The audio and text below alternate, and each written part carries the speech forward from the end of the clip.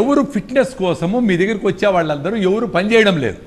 దాని మీద ఎక్కువ మాట్లాడాలి ఇప్పుడు. ఎందుకంటే మీరు చెప్పే డైట్లన్నీ చూసి ప్యాకెట్లు తెచ్చుకొని రకరకాలుగా పెద్ద పెద్ద డ్రామా చేస్తూ ఉంటారు. ఇంట్లో అంతా రకరకాల ప్యాకెట్లు పెట్టుకుని ప్రోటీన్ పౌడర్లు ఇవి ఇవేని ఎవడు లేచిపోవడంలే. ఇంకా ఎవరైనా డాక్టరు మీరు ఇంజక్షన్ వేస్తాను ఏదో కొత్తగా వచ్చిందంట ఇప్పుడు మీరు డాక్టర్లు కాబట్టి మీకు అందరికి అప్డేట్ ఉండొచ్చు.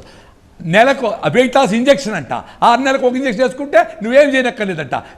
ఇప్పుడు ప్రపంచమంతా ఫుల్ సేల్స్ అంట. అది ఒరేనైనా మనిషి పుట్టినప్పటి నుంచి కష్టపడి పనిచేస్తున్నాడు. బాడీ ఆర్గాన్స్ మూవ్ కాకుండా, బ్లడ్ సర్క్యులేషన్ ఇంప్రూవ్ కాకుండా కూర్చొని అదే సార్ నేను మీరు చేయగలిగిన యాక్టివిటీ ఇప్పుడు రోజులో చేయట్లేదు. ఇప్పుడు మేము ఇక్కడి నుంచి బయటకు వెళ్ళాలి. ఇప్పుడు సపోజ్ ఒకప్పుడు మేము చిన్నప్పుడు ఒక పేల ప్యాకెట్ తీసుకొని రావాలంటే ఒక 1 కిలోమీటర్ నడుచుకుంటూ వెళ్ళేవాళ్ళు. ఇప్పుడు అవసరం లేదు.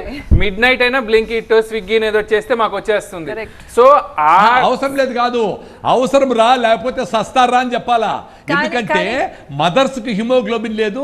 నిన్న ప్రజాశక్తి బుక్ పేపర్లో ఇచ్చారు 68% అనిమిక్ చిల్డ్రన్ ఉన్నారంట. 56 మంది మహిళలకి అనిమిక్ గా ఉన్నారు. వాళ్ళు తయారు చేసిన పిల్లలు జింకు, ఫోలిక్ యాసిడ్ మాత్రలు వేసి కాల్షియం వేసి పంపించిన పిల్లలు యూరియా డిఐపి వేస్తే పెరిగిన పిల్లల్లాగా పంటల్లాగా వాళ్ళు పుడతా ఉంటారు. 10 ఏళ్లకే షుగర్లు బీపీలు వస్తున్నాయి, కంటికి అద్దాలు వచ్చినాయి. మరి ఎట్లా? అందరూ వాకింగ్ చేయాల్సిందే, రన్నింగ్ చేయాల్సిందే, పరిగెత్తాల్సిందే, పని చేసుకోవాల్సిందే, పొద్దున లేయాల్సిందే, సర్కేడియం రిథం ఫార్మ్ కావాల్సిందే.